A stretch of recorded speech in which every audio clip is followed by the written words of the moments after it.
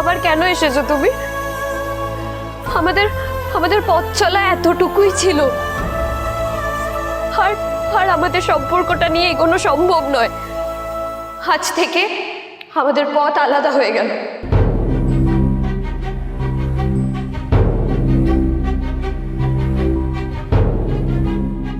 এভাবে বলো না দেব, প্লিজ আমার কথাটা একবার শোনো। না না, আমি আমি আমি কিচ্ছু শুনতে চাই না, আমি কিচ্ছু শুনতে চাই না। তুমি তুমি প্লিজ চলে যাও, চলে যাও এখান থেকে প্লিজ।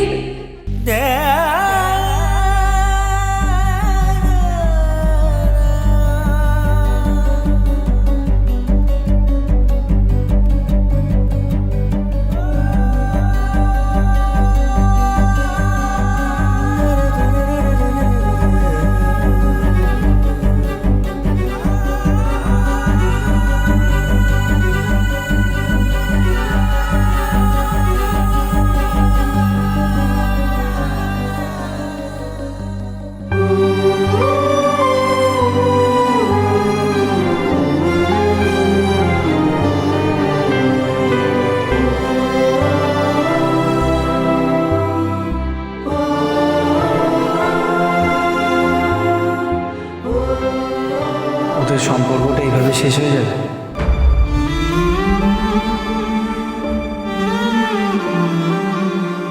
কি আর করা যাবে, সব গল্প তো আর শঙ্কর ঐশানীর গল্পের মতো হয় না।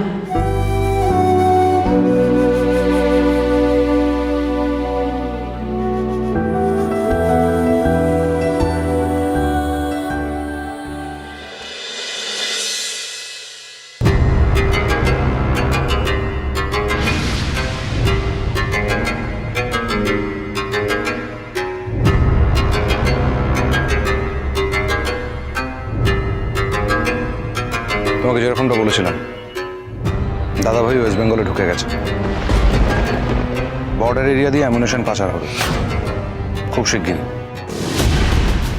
এর আগে প্রত্যেকটা পাচারে তুমি বাধা দিয়েছো, তাই তোমাকে সব থেকে বেশি সাবধানে থাকতে হবে, কারণ ওরা খুব ভালো করে জানে বাধাটা কে।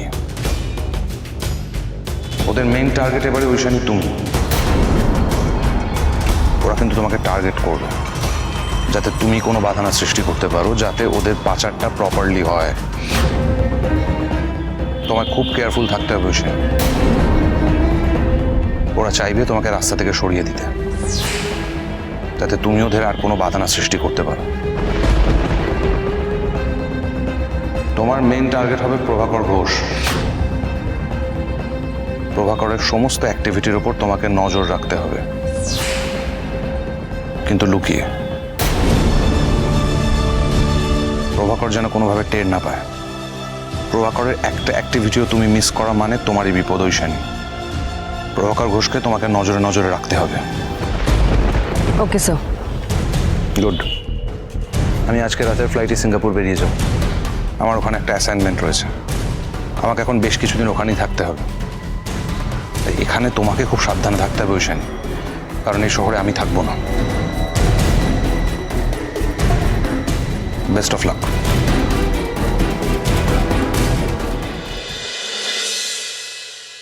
বাবা উফ, আরে এই মহেশ্বরী, তোর এই স্মার্ট মেয়ে না কি জানো কই, সে তো এখনো বাড়ি ফিরলো না রে। হ্যাঁ, বাড়ির বউ মানুষের এই রাত্রি পর্যন্ত বাইরে টই টই টই টই করে ঘুরে বেড়ানো না আমার একদম দু চক্ষের বিষ। খাবার ডেলিভারির নাম করে কোথায় কোথায় যে ঘুরে বেড়ায় পিসিমা, সেটা তো আমরা কেউ জানতে পারি না। আর আজ তো আবার মহারানীর মেজাজও বিগড়ে আছে। ভেবেছিল নিজের বোনকে আমাদের কনিষ্করের ঘাড়ে চাপাবে, সেই ঘুরে বালি পড়ে গেল। বড় বৌমা, আমার মনে হয় না মেজ বৌমা এরকম কিছু ভেবেছিল। তুমি দয়া করে তোমার বাজে কথাগুলো বলা বন্ধ করো। আসতে পারি?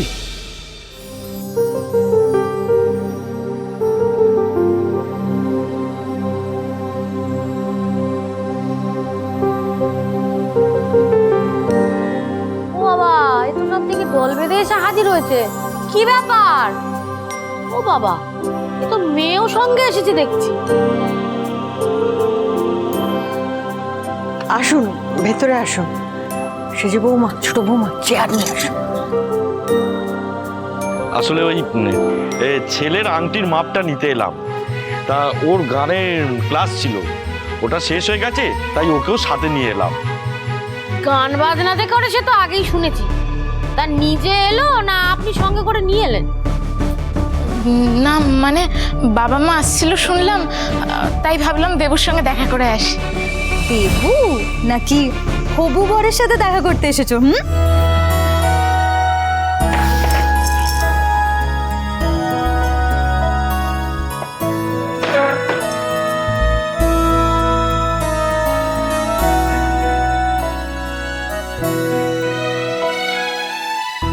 দেবু কোথায়? দেবুকে দেখছি না। ও তো এখনো অফিস থেকে ফেরেনি। বাঁচা গেছে, না হলে আমার হবু বৌমা ওই মেয়ের সঙ্গে গপ্প জুড়ে দিত, আর বিয়ের আগেই ওই মেয়ে আমার হবু বৌমার কানে আমার নামে বিষ ঢালতো। নমস্কার নমস্কার। বসুন না, বসুন বসুন। সেজ বৌমা, ওনাদের জন্য চা মিষ্টির ব্যবস্থা করো, যাও। দিবাকর, হ্যাঁ তুই যা চট করে গিয়ে মিষ্টি নিয়ে আয়। হ্যাঁ হ্যাঁ, আনছি আনছি। আরে দাদা, এখন এত ব্যস্ত হচ্ছেন কেন? এখন মিষ্টি আনতে হবে না, ওটা থাক না, পাওনা তা পরে খাবো। আরে না না, আপনি মানে আপনারা প্রথমবার আমাদের বাড়িতে এলেন, একটু মিষ্টি মুখ না করলে কি আর চলে?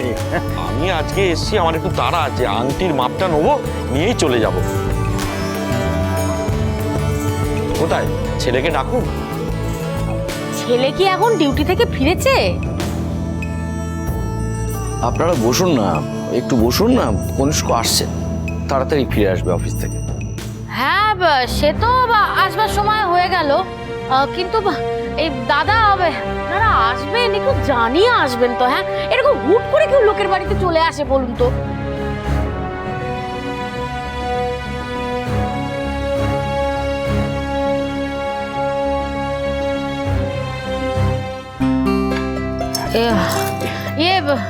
শুনুন না দাদা, আমি না বিয়েটা দেরি করতে চাই না, বুঝলেন তো?